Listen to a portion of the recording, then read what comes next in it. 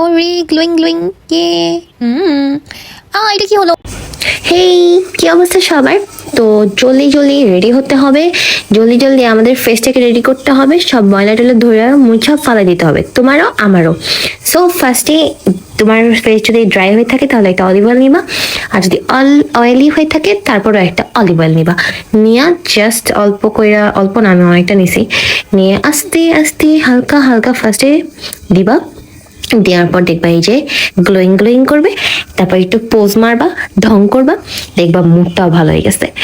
দেন এই যে একটু হালকা হালকা ভাবে মাসাজ করবা। ও এখন আসা একটা কফি নিবা, একটা না একটু কফি নিবা, তারপর একটা ডিম নিবা, ডিমটা একটু ছিদ্র করে নিবা, তারপরে এমনি ঝাঁকাবা, ঝাঁকানাকা ঝাঁকা ঝাঁকা ঝাঁকা করবা, দেখবা একদম ডিমটা পড়ে গেছে। তারপর ডিম আর কফি মিলাইয়া ডং ডং ডং ডং ডং ডং নাড়বা, নাড়ার পর ভালো করে একদম মিক্সড করবা, ঝাঁকা ঝাঁকা ঝাঁকা ঝাঁকা ঝাঁকা করতে করতে করতে। আচ্ছা, দেন এই ডিমটা ভাজি করে খাই ফেলবা। মতো ফেসটা ড্রাই করে নিবা টিস্যুটা দিয়ে মুছা। তারপরে আমরা শুরু করব মেন কাহিনী। এখানে আমি টিস্যু নিলাম কতগুলো, এখানে একটা ব্রাশ নিছি চিকন চাকন, তারপরে এই যে প্যাকটারে একটু নাড়াচাড়া করাইয়া ফেসে দিয়া জাস্ট একদম মাখা মাখা করে ফেলবা, বুঝছো? মাখা মাখা কইরেই এই যে কি জানি এই যে টিস্যুটা দিবা, দিয়া দেখতেছই তো না, বুঝছো না? তোমরা তো অনেক চালাক ভাই, বুঝছো না? বুঝে গেছো না? একদম এভাবেই পুরাটা দিয়া জাস্ট যে আবার ফার্স্টে দিবা, তারপর টিস্যুটাও দিবা, দেন টিস্যুর উপরে আবার দিবা। এটা গালের থেকে বেশি এই যে যখন নোজ পার্টটা আসে না, তখন বেশি জোস, মানে নোসের জন্যই এটা আসলে কার্যকরী বেশি।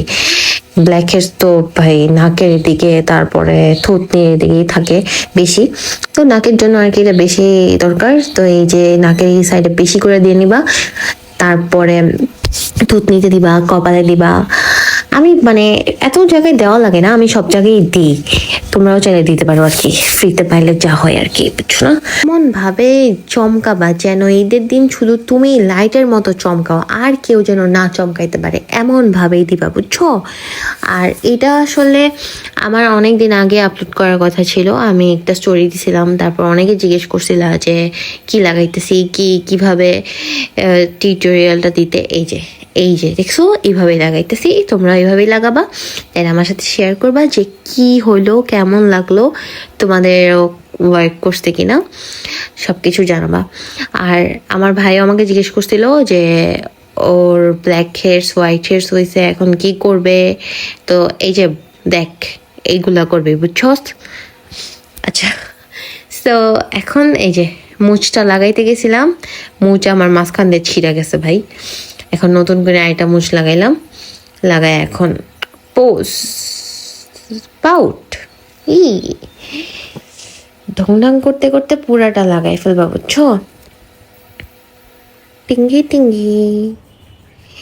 আর একটু পর আমি নিজেই দেখতেছিলাম, তারপরও এতটা লাগানোর পরেও মানে বাকি আছে, আমি চেষ্টা করতেছি শেষ করার, কোনোভাবেই শেষ হইতেছে না।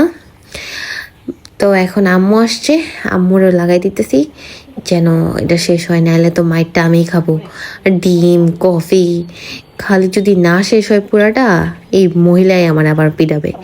এর জন্য তারে একটু ভুগি টুগি বুঝাইয়া তারেও লাগাই দিতেছি, ঝাঁকানাকা ঝাঁকানাকা করে তারে লাগাই দিতেছি। আর অনেক অনেক কথা বলতেছিলাম।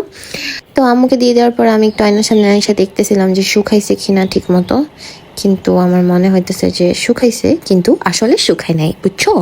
দেখবা শুকালেও অনেকটা শুকায় নাই, কারণ এই যে গালের সাইডটা দিয়ে কেমন জানি।